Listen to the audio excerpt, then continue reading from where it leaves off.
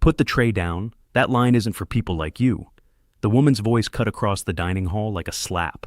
She reached over the counter and yanked the lunch tray straight out of the girl's hands, so hard that a fork clattered to the floor and spun in a slow circle before going still. "We had a couple of your kind try to slide through here last week, too," the woman went on, loud enough for the whole room to hear, "sneaking onto the main line like nobody's watching. Well, I'm watching. The verification line is down the hall in the annex. That's where students like you belong." The girl didn't shout. She didn't cry.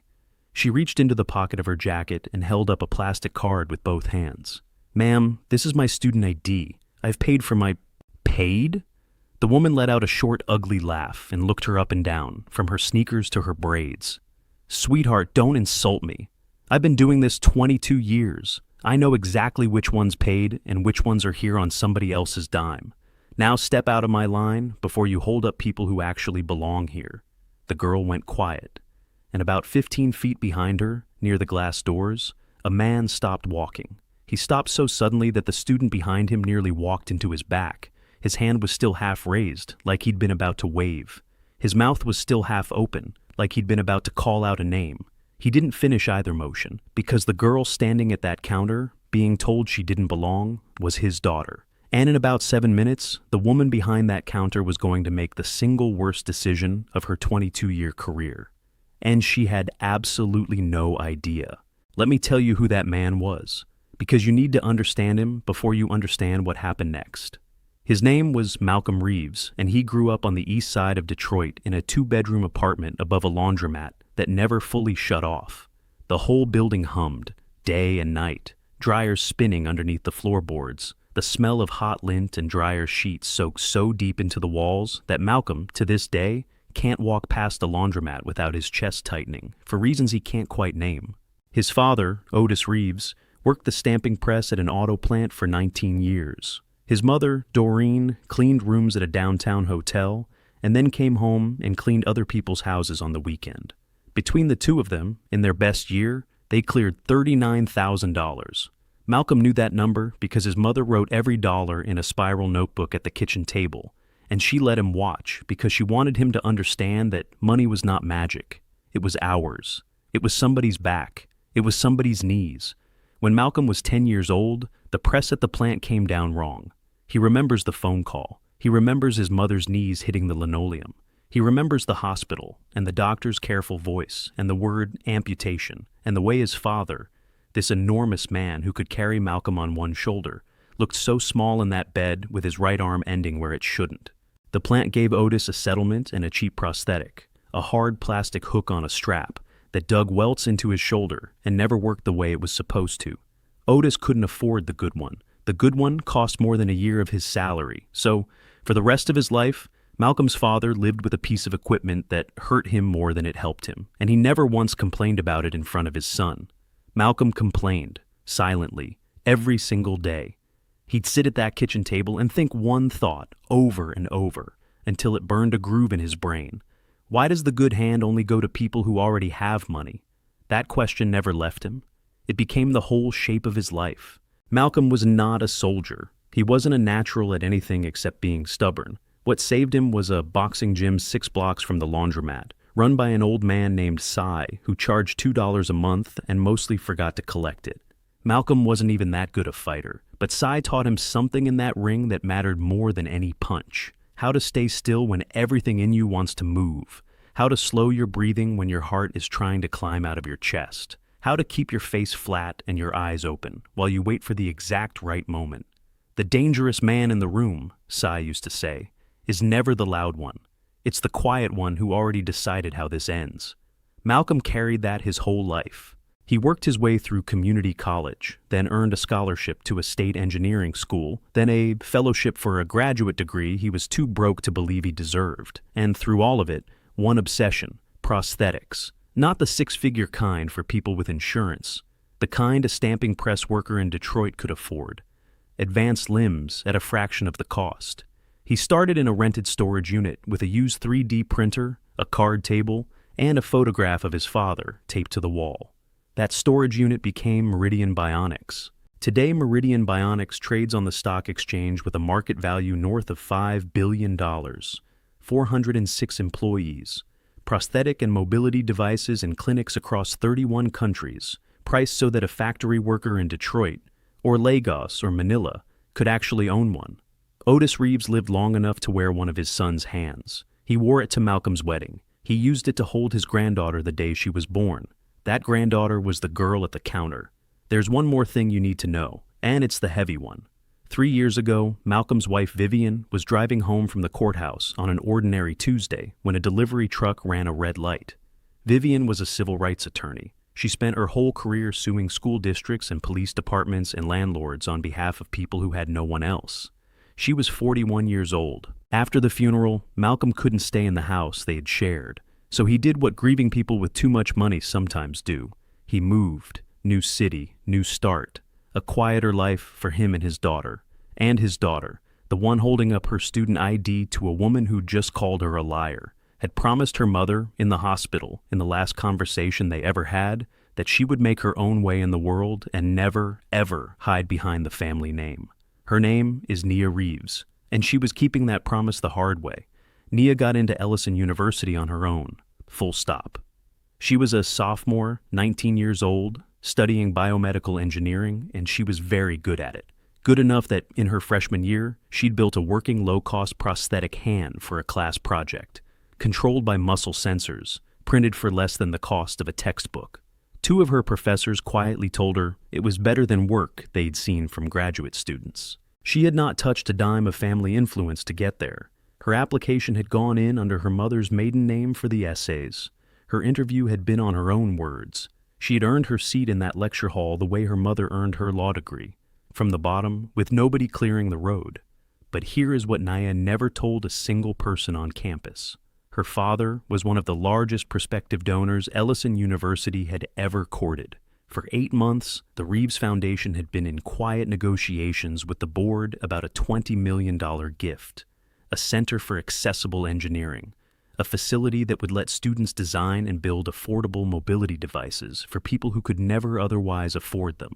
It was going to carry Otis Reeves's name, Malcolm's father, the man with the cheap plastic hook. Nia knew about all of it, and she wanted none of it attached to her. No last name, no foundation, no safety net. She wanted to walk across that campus as Nia, the engineering student who was up until 3 a.m. in the lab and nothing else. If she succeeded, she wanted to know she'd done it herself. If she failed, she wanted that to be hers too. So, she stayed quiet. She stayed quiet the first time Sandra Pruitt, the dining services supervisor, pulled her out of the main lunch line during the second week of the semester and told her she needed to go to the verification annex down the hall because her meal plan hadn't cleared. Nia's meal plan had cleared. Her father had paid for the full plan, in full, up front, in one payment. But she was new and rattled and didn't want to make a scene, so she went to the annex, a cramped side room with cold food kept under heat lamps and a separate register. And she ate there. Then it happened again the next week, and the week after, and every week after that. She started noticing a pattern. The students Sandra Pruitt sent to the annex were almost always Black or Latino. The white students with the exact same meal plan walked right through. When Nia mentioned it once to another student who got redirected, a sophomore named Terrence, he just laughed the tired laugh of someone who'd stopped expecting anyone to believe him. "She calls it verification," Terrence said. "It's not verification, it's a sorting hat, and we all know which house she puts us in." Nia never reported it, and I want to be honest about why, because it matters. She didn't report it because she was afraid of exactly one thing, that if she made noise, someone would find out who her father was. And once they knew, every single thing she'd earned, the grades, the prototype, the professor's respect, would get a quiet asterisk next to it. Oh, the Reeves girl, that explains it. She would rather eat cold food in a side room forever than let that happen. So, she swallowed it, week after week, alone, for a full semester and into the next.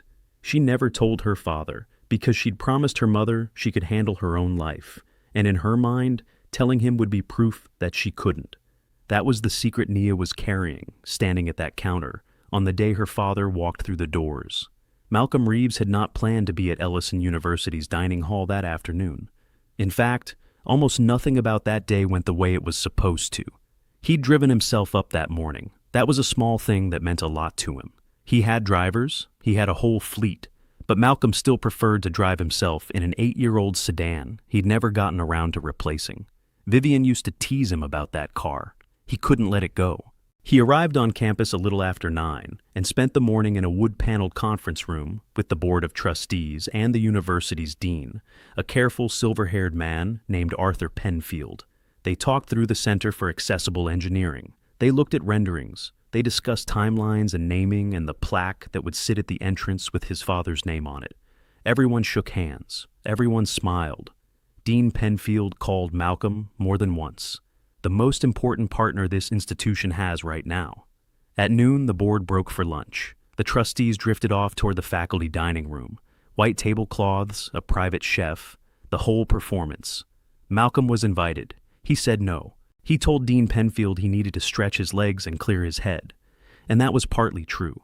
But the real reason was simpler and had nothing to do with business. He hadn't seen his daughter in almost a month. He missed her badly. And he had this small, warm, ordinary idea in his chest that he couldn't shake. He wanted to surprise her.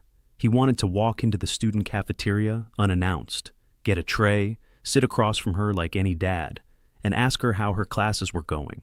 He wanted for 20 minutes to just be somebody's father instead of somebody's most important partner. He didn't call ahead. He didn't text. If he'd texted, none of this would have happened, and Sandra Pruitt would still have her job. He followed the signs down 2 flights of stairs, out of the administration building, across a courtyard, and into the student union. He pushed open the glass doors of the main dining hall, and the first thing he heard, before he saw her, before his eyes even adjusted to the fluorescent light, was a woman's voice telling his daughter that people like her didn't belong in the line. Malcolm stood in that doorway for 3 full seconds without moving. 3 seconds is nothing. You could blink and miss it. But if you've ever been in a moment where the ground drops out from under your whole life, you know that 3 seconds can be an eternity. It was long enough for every muscle in his body to lock, long enough to hear his own pulse behind his ears, long enough for the boxing gym and old Cy to come back to him all at once. Slow your breath, keep your face flat. Don't move until you've decided how this ends. So, before he took a single step, Malcolm did what Cy taught him. He read the room. To his left, the main serving line stretched maybe 40 students deep. Half of them were staring. A few already had their phones up. A tall young man near the front, Marcus Webb, one of Nia's friends from the robotics club, had shifted his weight forward like he was about to step in. But Nia had caught his eye and given the smallest shake of her head. Don't. It's not worth it. Behind the counter, 2 kitchen workers stood frozen at their stations, eyes down, hands still. The body language of people who had watched this exact scene play out 100 times and had learned, the hard way, that saying something only ever cost them. To his right, 3 long tables had gone completely silent. Forks down. A young woman with her hand pressed over her mouth. That was Hannah, Nia's roommate.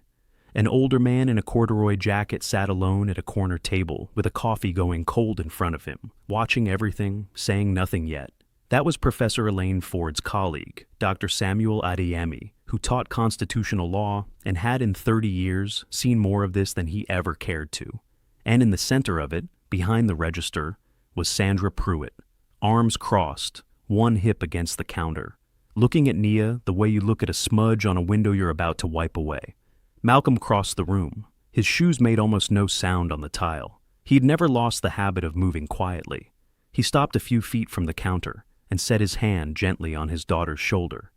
The way you touch someone to tell them, without words, you are not alone anymore. Nia flinched, then she turned, and her eyes went wide. "Dad?" Her voice cracked on the single syllable. "What are you doing here?" Malcolm looked at her. He didn't answer the question, not yet. Instead, he turned to the woman behind the counter and spoke in a voice that was almost unnervingly calm. "Good afternoon. I'm this young lady's father. I'd like to understand what's happening here." This was the moment, right here. This was the fork in the road where the entire day could have gone a completely different direction. If Sandra Pruitt had looked at Malcolm Reeves and seen a human being, if she'd said, "I'm sorry, sir, there may have been a mix-up. Let me check the system," she would have driven home that evening to the same life she'd always had. She would have kept her job. She would have kept her pension. She would have kept everything. But she didn't look at him and see a human being.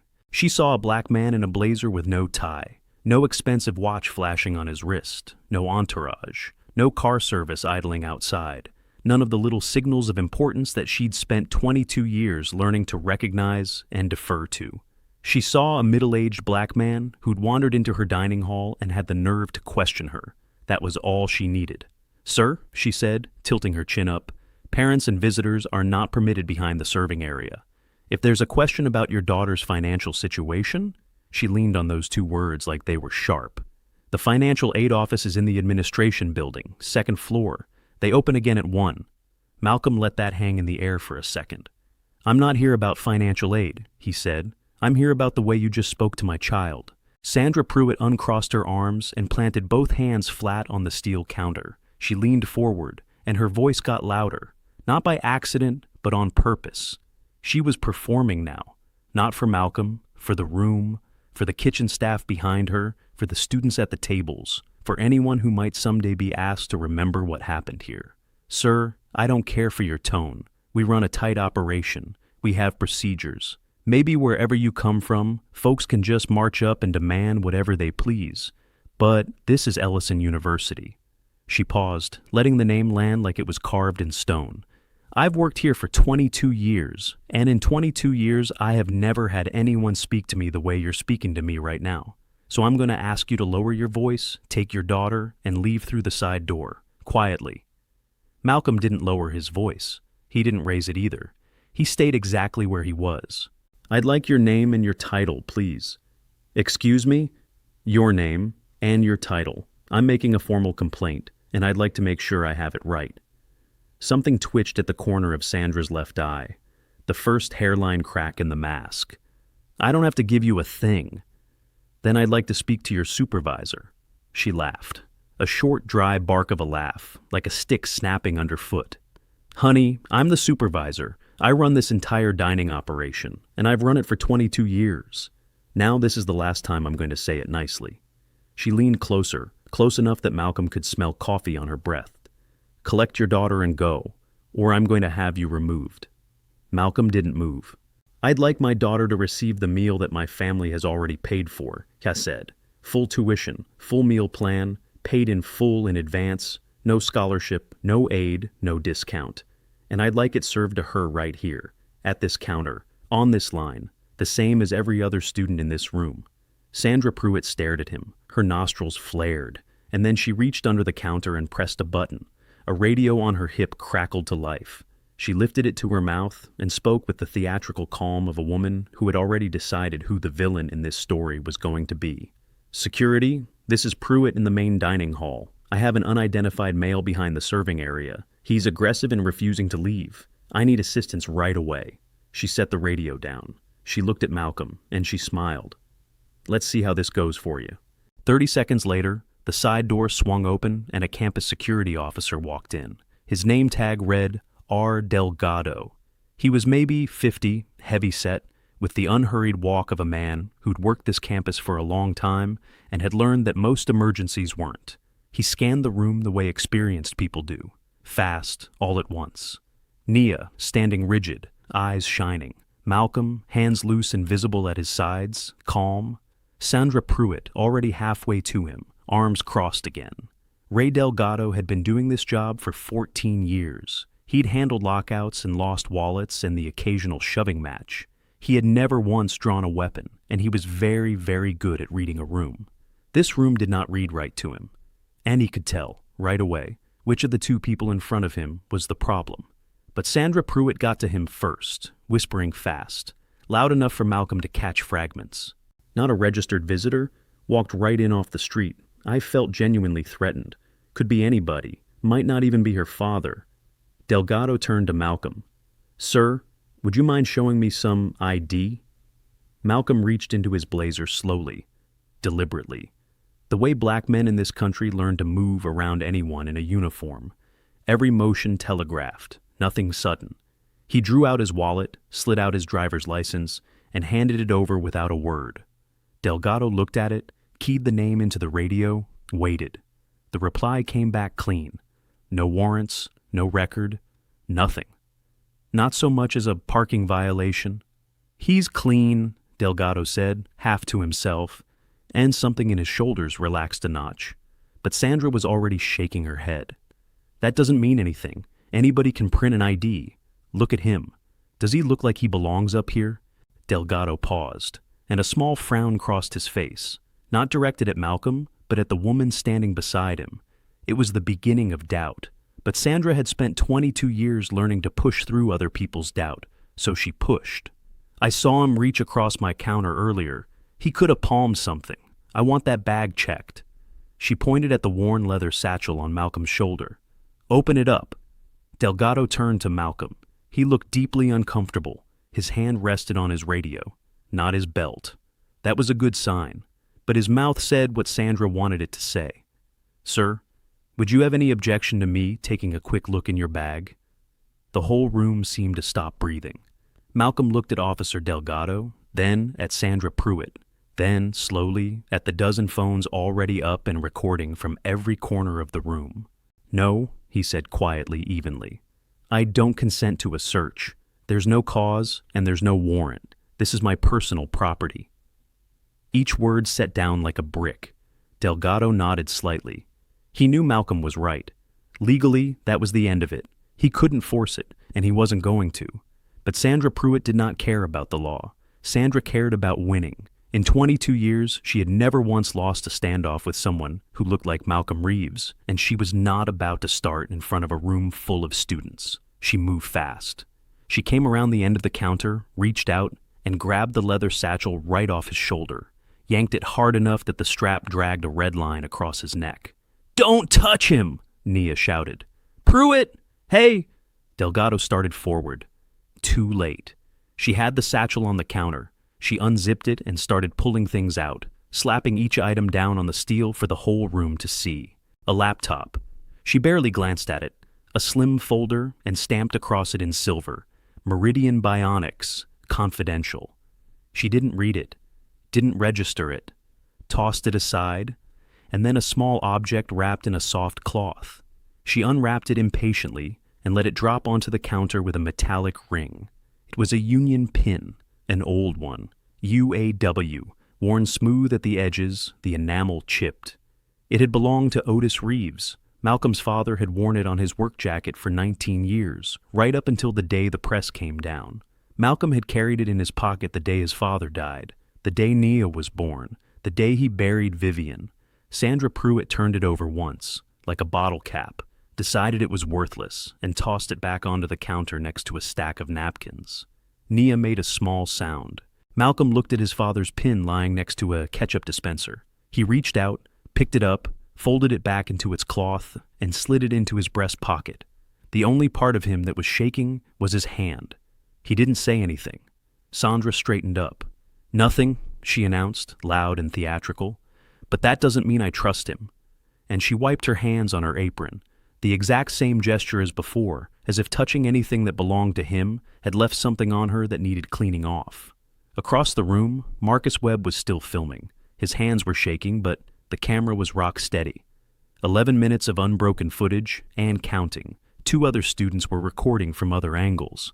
Without anyone planning it, that cafeteria had turned into a courtroom, and every phone in it had become an exhibit. Sandra Pruitt wasn't finished. She walked back behind the counter and planted herself directly between Malcolm and his daughter, arms spread wide, palms flat on the steel. A human wall between a father and his child. I want everyone in this dining hall to understand, she projected, turning her voice up so it reached the back tables, that I am acting in the interest of student safety. This man was not authorized to be here. I asked him to leave. He refused. I called security. He refused to cooperate. I have done everything by the book. Then she turned to Nia, and her voice didn't get softer. It got sharper, the way a blade gets sharper when you angle it. And you. She pointed a gloved finger at Nia's chest. Sit down. The adults will handle this. You should be grateful this university lets you sit in this room at all. Do you understand me? Grateful. Not every school would be this generous with people like you. That word, grateful, hung in the air like smoke after a gunshot, as if Nia's seat in that room were a gift that could be revoked, as if her presence were charity, as if her grades, her prototype, her sleepless nights in the lab, and her family paying every dollar of tuition in full were all somehow meaningless because her skin was the wrong shade for the main line. Nia didn't sit down. She didn't cry. She stood perfectly still, but something behind her eyes went quiet. The kind of quiet where a person stops believing, deep down, that the world will ever be fair to them, no matter how hard they work, no matter how perfectly they behave.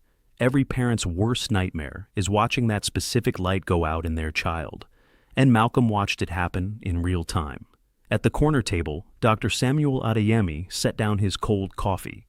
He had watched the entire scene without a word, but when Sandra said grateful, he stood, picked up his cup, and walked out through the faculty exit. In the hallway, he took out his phone and made one call. That call mattered, but not yet. Officer Delgado made a decision. He stepped between Sandra and the counter and lowered his voice. "Mr. Reeves, I think the best thing right now is for you to step out into the hallway with me for a minute, so we can sort this out away from the crowd. That all right with you?" Malcolm nodded once. He turned to his daughter, and, for the first time, his voice softened all the way down to something only she could recognize. "Sweetheart, I'm right here. You did nothing wrong, not one thing. I need you to hear me say that. Eat something, I'll be back in 10 minutes. Nia's lip trembled. She nodded.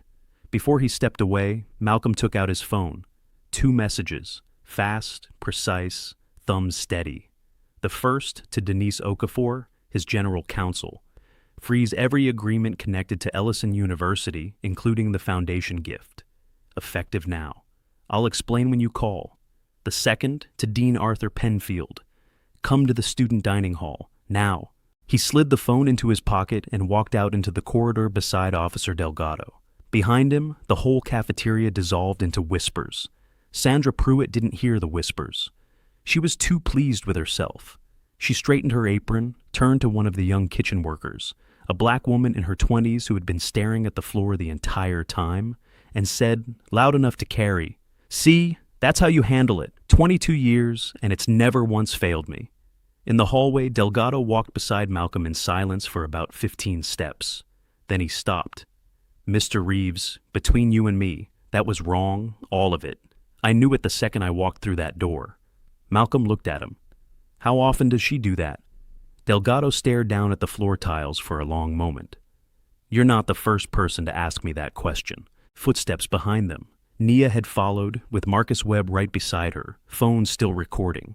Nia's voice came out small, not quiet in volume, but small in the way a voice gets when a person has been carrying something heavy alone for far too long. "Dad, I didn't tell you because I didn't want you to think I couldn't handle it myself.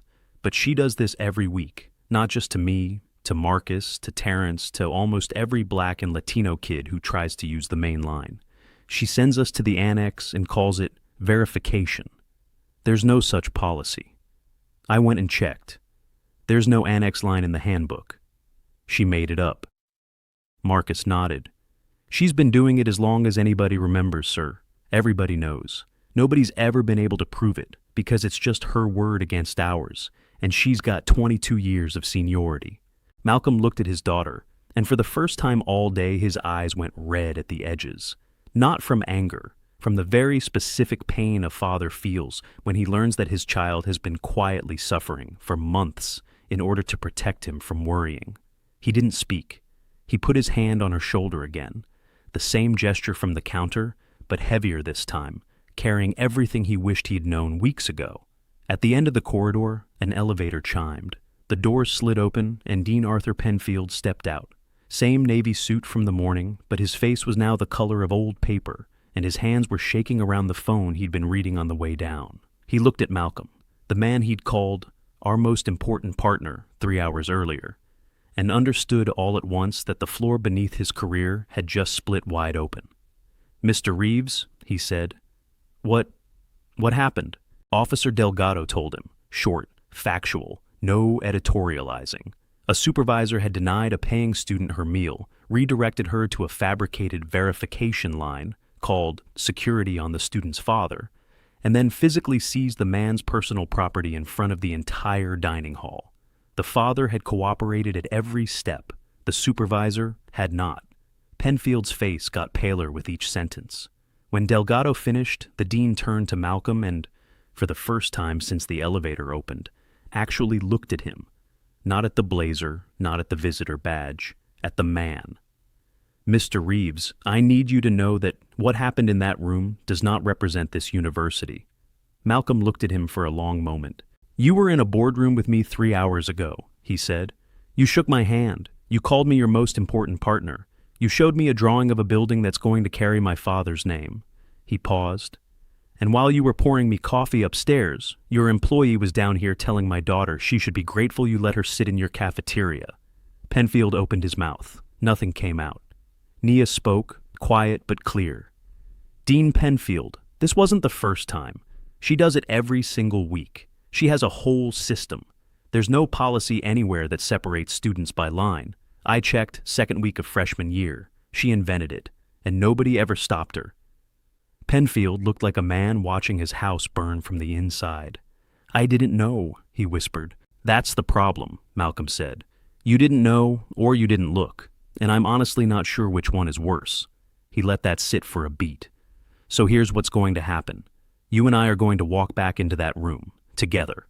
You're going to address what happened in front of the same students who watched it happen, and your employee is going to be removed from this campus today. Not next week, not after a review, today."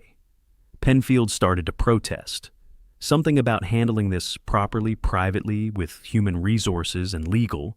"She handled it publicly," Malcolm said. "She humiliated my daughter publicly. She searched my belongings publicly, in front of 300 students holding up phones. We are not going to fix that in a conference room." Penfield closed his mouth, and they walked back. All of them, Malcolm first.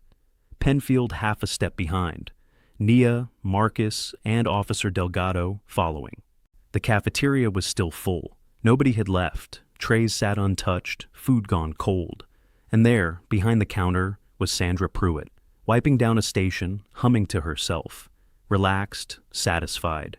A woman who believed the problem had been dealt with and the natural order restored. Then the doors opened. Penfield walked in first. The room went dead silent. 300 people stopped talking at the exact same moment. Sandra looked up. She saw the dean, and she straightened, and she began to smile. Then she saw Malcolm Reeves walk in right behind him, back into the room she had thrown him out of. The smile didn't just vanish. It came apart in stages, slowly, like a building coming down floor by floor. Dean Penfield's voice shook, but it carried to every corner of the room. "Ms. Pruitt, this is Mr. Malcolm Reeves. He is a member of this university's board of advisors. He is the father of Nia Reeves, a student here, who pays full tuition. He is the founder and chief executive of Meridian Bionics, a company worth over $5 billion. His foundation is in the final stages of funding a $20 million research center for this institution. And his company is the leading candidate for the dining services contract that currently pays your salary." He paused and let every word settle into the silence. "You will apologize to Mr. Reeves and to his daughter, right now. And then you will come with me to my office, where you will be suspended pending a formal investigation, effective immediately." Every phone in the room was up. Every little red light was blinking. Sandra Pruitt gripped the edge of the counter until her knuckles went white. Her mouth opened, closed, opened again. Nothing came out. Malcolm stepped forward. He didn't raise his voice. He didn't need to. "You want to know the saddest part?" he said. "If you had just been decent to my daughter, not because of who I am, you didn't know who I am, but because she's a human being standing in your line, you'd still have your job tomorrow, your contract, your pension, all of it. Nobody would ever have known my name. But you looked at a 19-year-old girl and decided she wasn't worth basic kindness. And you did it out loud, in front of a room full of people. That was your choice, not mine." The room was so quiet you could hear the ventilation fans turning 3 floors up. Sandra finally found her voice, and it came out cracked and tangled. "Mr. Reeves, I had no idea who you were. If I'd known, I never would have. This is all just a terrible misunderstanding. I was only following—" Malcolm cut her off, not with volume, with precision. "And that is the whole problem. You shouldn't have to know who I am to treat my daughter like a person. You shouldn't have to run a background check before you decide whether a student deserves a hot lunch." At a table nearby, a professor covered her mouth. 2 students in the back started clapping, then stopped, unsure whether they were allowed. Then Nia stepped forward. She didn't shout. She didn't cry. She spoke the way a person speaks when they've been holding something in for months and have finally, deliberately decided to set it down. "There is no verification line, Ms. Pruitt. I checked in my second week here. I went to the student affairs office and asked for a copy of the dining handbook, and I read all of it. There is no annex policy. There is no verification requirement. You invented it, and you used it, week after week, to humiliate every black and brown student who walked up to your counter.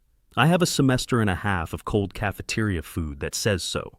The room came apart, not in applause, but in sound. Gasps, whispers. Someone said yes out loud. A girl at a corner table had started to cry. Marcus Webb raised his phone a little higher, making sure it all got captured. Sandra Pruitt looked around the room for a single ally. She looked at the kitchen staff. Not one of them met her eyes. She looked at Officer Delgado. He looked at the floor. She looked at the dean, and the dean was already reading from a folded sheet of paper he'd taken from his jacket. She untied her apron with shaking hands, folded it, and set it on the counter, the way you fold a flag at a funeral. Then she walked toward the side exit. On her way out, she passed the kitchen crew, 5 people who had worked under her for years, who had watched her sort students, who had heard every comment, and who had said nothing because she controlled their shifts and their evaluations and their next paycheck. Not one of them looked up as she passed. As Officer Delgado escorted her through the door, a student near the front, a white kid in a Ellison hoodie, said it just loud enough for the whole room to hear. 22 years too long. The door closed behind her, and then the whole room changed. The tension didn't disappear. It just changed shape, from something angry into something that needed mending.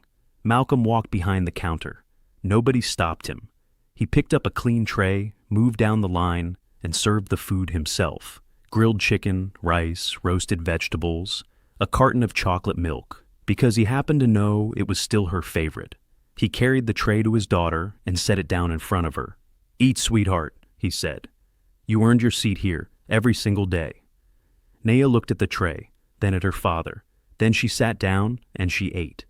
Malcolm turned to face the room. 300 students, dozens of phones, total silence. "If anyone in this room has ever been made to feel the way my daughter was made to feel today," he said, "I want you to hear me. It was never your fault. It was never about you. And it will not happen in this building again. I'm going to make sure of it." Nobody moved for a moment. Then one person stood and clapped, then 5, then 20. Then the whole cafeteria was on its feet, and the sound of it was rough and uneven and full of something that had clearly been held down for a very long time. Nia looked up at her father through the noise, and for the first time that day, she smiled. By 2 o'clock that afternoon, Denise Okafor had landed on campus like weather. Malcolm's general counsel was small, quiet, and precise, and she had a way of making the lawyers across the table start sweating before she said a word.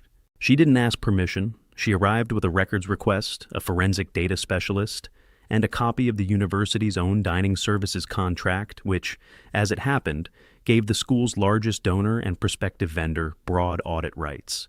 Within a day, a subpoena followed. They pulled the cafeteria surveillance footage, 4 cameras, audio-enabled, months of archives. They pulled Sandra Pruitt's personnel file. They pulled every complaint filed by a student or parent of color in the past decade. And they pulled the meal plan database, every swipe, every override, every manual adjustment, going back years. What they found made even Malcolm go quiet.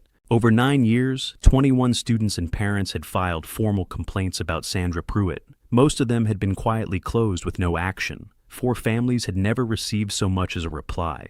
6 students had transferred out of Ellison entirely, and 3 of them had named the dining hall in their exit interviews. Nobody had ever connected the dots. Nobody had wanted to. But the meal plan data was the part that made it undeniable. Sandra had been manually overriding the system. Over 3 years, 29 Black and Latino students who had paid for full, unrestricted meal plans had been quietly reflagged in the database as provisional or unverified, the flag that routed them to her annex line. Not a single white student's plan had been altered. Not one. The pattern was so clean it looked like official policy. But there was no policy. There never had been. Sandra Pruitt had built an entire private system of segregation inside a college cafeteria, one keystroke at a time. Naya's card had been flagged on her third day on campus, before Sandra had ever exchanged a word with her. That night, Marcus Webb uploaded his 11-minute recording. He didn't add a caption. He didn't need to. The footage spoke for itself. Within 12 hours, it had 4 million views.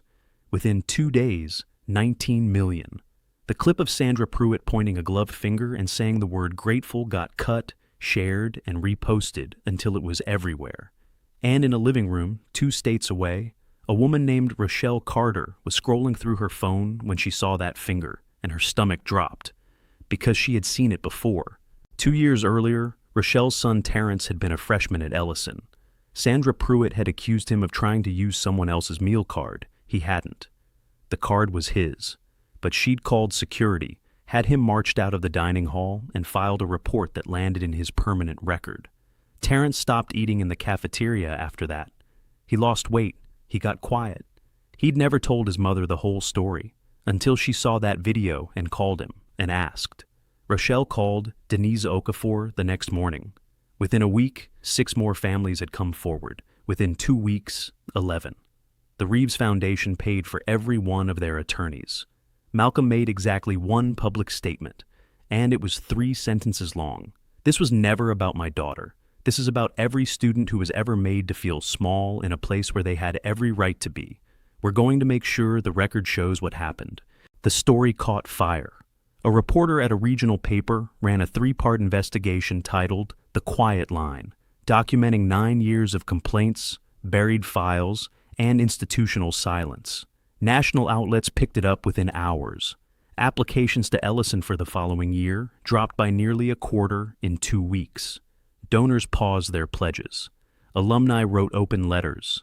The student government passed a unanimous vote of no confidence in the administration. Dean Arthur Penfield resigned within the month. He didn't hold a press conference. He sent a short email to the faculty on a Sunday night and was gone by Monday. The board appointed an interim leader, Dr. Angela Hurst, an educator with 30 years in higher education equity work.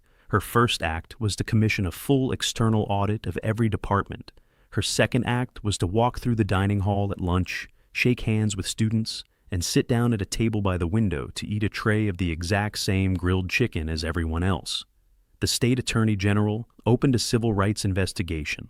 Sandra Pruitt was charged with assault for seizing Malcolm's property and with unlawful restraint for physically blocking Nia's access to the line, and prosecutors added an enhancement based on the documented, multi-year pattern of racially targeted conduct pulled from the surveillance archive and the meal plan records. The civil claims, filed on behalf of 11 families, settled with the university's insurers for $22 million. A separate judgment was entered against Sandra Pruitt personally. At trial, she took the stand and said she didn't see color, only behavior. She said she'd been misunderstood. Then the prosecution played the recordings, clip after clip of the same voice, the same gestures, the same finger pointing at the same kind of student, across years. The jury watched Marcus Webb's full 11 minutes without anyone in the room moving. The verdict came back in under 3 hours. Guilty. The judge handed down a suspended custodial sentence with 2 years of supervised probation, mandatory completion of a civil rights education program, full restitution, and a permanent bar from any job involving students or minors. Before closing the case, she looked directly at Sandra Pruitt and said that what she had done was not the enforcement of any policy. It was cruelty, made possible by an institution that had chosen its own comfort over its students' dignity for far too long. And she said that silence ended that day. In the gallery, Rochelle Carter sat with Terrence beside her. She didn't clap when the verdict was read. She just held her son's hand. The cafeteria looks like a different place now. There's a banner near the entrance that reads, "Every seat belongs here." The walls are covered in student photography from every background represented on campus. The kitchen has an entirely new team, led by a director named Camila Reyes, who learned every student worker's name in her first week, and started a monthly tradition where families are invited to eat lunch alongside their kids. Ellison has a real office of equity now, staffed by people who do the work full-time. Dr. Angela Hurst, confirmed permanently, rewrote the staff conduct handbook from the first page to the last. Nia co-founded a student program called One Table. It pairs incoming freshmen, especially students of color and first-generation students, with older mentors who helped them navigate everything from lab hours to how to actually file a complaint and make it stick. It had more than 60 mentors by the end of its first semester. The Reeves Foundation finalized its gift, not at 20 million, but at 26. The Otis Reeves Center for Accessible Engineering broke ground in the spring.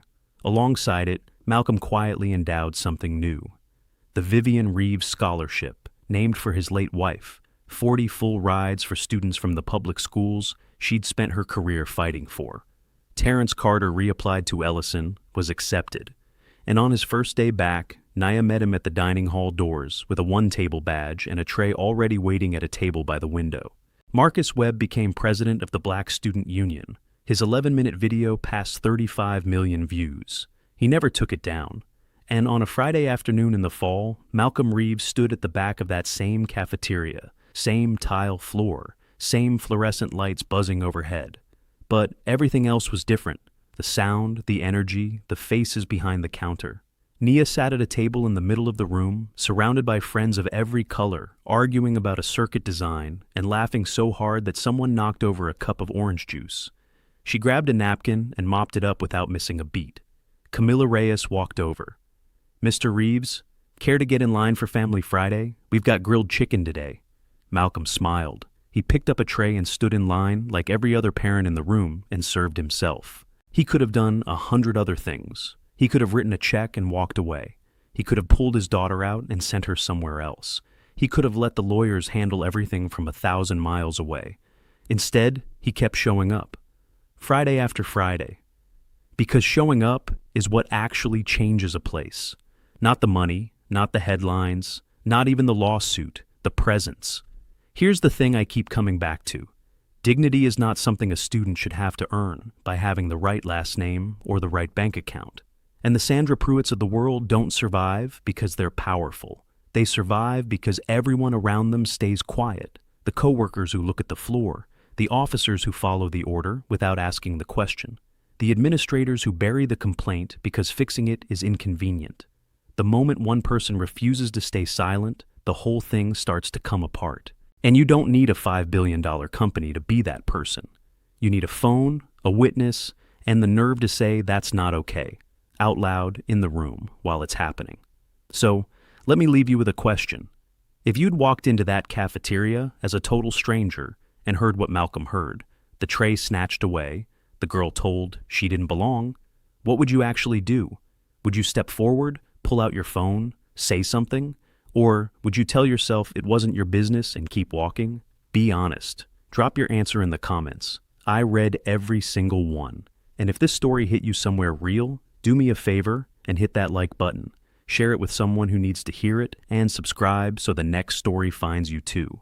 Because there's another Sandra Pruitt out there right now, behind some counter, in some room, deciding who belongs. The only question that matters is who's going to be standing in the doorway when she does.